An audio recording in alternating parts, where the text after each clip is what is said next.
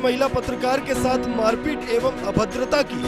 आपको बता दें कि पत्रकार रीमा पंडित बीते रात अपनी बहन के साथ अपने निजी वाहन से रुड़की जा रही थी। उसी दौरान एक अज्ञात बाइक सवार द्वारा गंदे इशारे और अश्लील बातें कही, जिसके बाद से उसके द्वारा उनके साथ मारपीट भी की।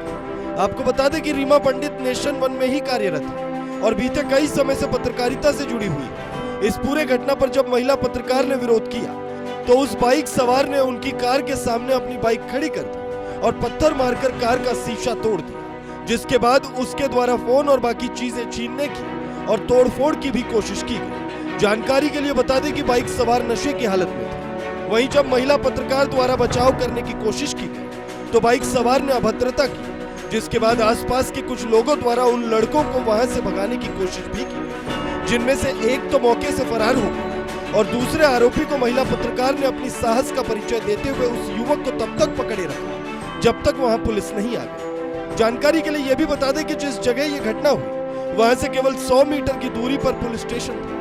बावजूद इसके पुलिस का कोई कर्मचारी घटनास्थल के आसपास नजर नहीं आया। वहीं इस पूरे मामले के बाद महिला पत्रकार द्वारा पुलिस में शिकायत दर्ज कराई, जिसके बाद पुलिस ने इस पूरे घटनाक्रम पर कार्रवाई करते हुए मामला दर्ज कर दोनों आरोपियों को जेल भेज दिया। बता दें कि प्रदेश में सीएम धामी महिला सुरक्षा और सशक्तिकरण को लेकर कई तरह के कार्य कर रही है, लेकिन उसके बाद भी इस तरह की घटना होना महिला सुरक्षा पर पलीता लगता नजर आ रहा है। वहीं सोचने वाली बात यह भी है कि न जाने और कितनी महिलाओं के साथ इस तरह के घटनाक्रम होते हो और आरोपी बच निकलते हैं। मैं देहरादून से रुड़की के लिए आ रही थी और ये मोहंड क्रॉस करने के बाद एक बाइक पे 2 युवक सवार थे और उन्होंने हमारा पीछा करना शुरू करा। आगे पीछे वो करते रहे। हमने अपनी गाड़ी स्लो भी करी ताकि वो निकल जाए, लेकिन उन्होंने अश्लील फप्तियाँ उन्होंने कसी, अश्लील इशारे करे, गाली गलौज करने लगे और वो नशे में पूरे धुत थे। और उसके बाद फिर जो है उन्होंने हमारी गाड़ी को बिहारीगढ़ से आगे, जहाँ उत्तराखंड बॉर्डर लगता है अमानतगढ़ पे, हमारी गाड़ी के आगे उन्होंने अपनी बाइक लगाई और पत्थर उठाकर, क्योंकि हमने जब इनका विरोध किया, हमने इनसे पूछा कि भाई क्या तकलीफ़ है और अभी हम जाके पुलिस में कंप्लेन करते हैं, अभी तुम्हें पुलिस जो भी बैरिकेटिंग होगा वहाँ पकड़ेगी। तो इन्होंने अब क्योंकि नशे में थे, ये 2 लोग थे और इन्होंने फिर हमारी गाड़ी के आगे अपनी बाइक लगाई वहाँ पर और पत्थर उठा के इन्होंने शीशे पे मारा, जहाँ पर मेरी जो बहन बैठी थी ड्राइविंग सीट के बराबर में। वो शीशा नहीं टूटा, लेकिन इन्होंने फिर पत्थर उठाया और पूरी जान से मारने की कोशिश थी इनकी। मतलब इस लेवल पर इन्होंने जो बदतमीज़ी करी है।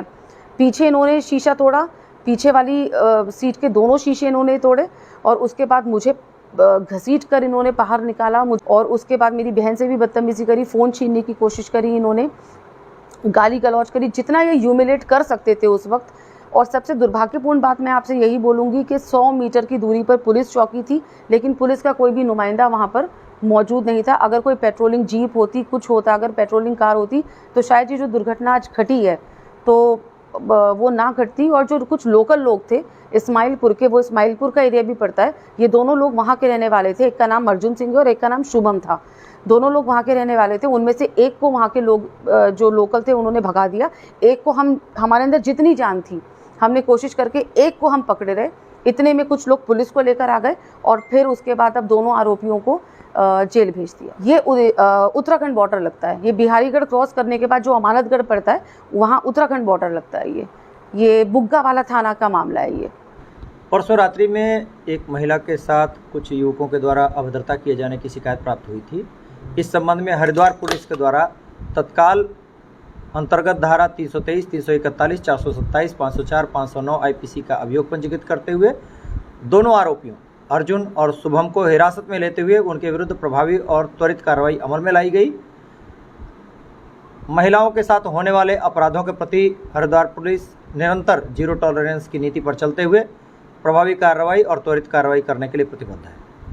चूँकि ये मामला जिस क्षेत्र में है वो उसमें ज़्यादातर हिस्सा उत्तर प्रदेश में पड़ता है और कुछ हिस्सा हरिद्वार पुलिस का क्षेत्र पड़ता है। निरंतर पेट्रोलिंग की जाती है। ये एक आपराधिक घटना है। आज से पहले कभी इस तरह की कोई घटना देखी सुनी नहीं गई और उस आपराधिक घटना को भी बेहद त्वरित तरीके से और प्रभावी तरीके से हैंडल किया गया है और उस पर प्रभावी और त्वरित कार्रवाई अमल में लाई गई है। मैं वही महिला पत्रकार हूँ जिस पर अभी 1-2 दिन पहले 2 युवकों ने जानलेवा हमला किया है।